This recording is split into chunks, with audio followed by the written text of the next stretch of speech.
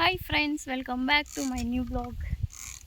ಇವತ್ತು ಟೈಮ್ ಎಷ್ಟಾಗಿದೆ ಅಂದರೆ ಒಂದು 2:30-3 ಗಂಟೆ ಸಮಯ ಆಗಿರ್ಬೋದು.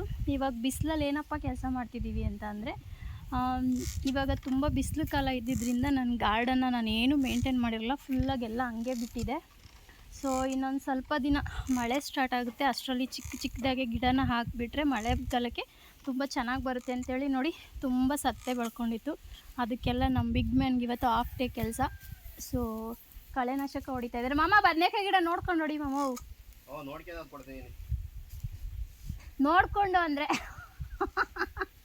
ಅದಕ್ಕೆ ತಾಕ್ಸ್ತಿರಂಗೆ ಹೊಡಿ ಅಂದೆ. ಆ ಬದನೆಕಾಯಿ ಗಿಡಗಳು ಮುಟ್ಬೇಡ, ಬರಿಬೇಕಿದ್ರೆ ಮೆಣಸಿನ್ಕಾಯಿ ಗಿಡಕ್ಕೆ ಇದು ಮಾಡ್ಕೊ.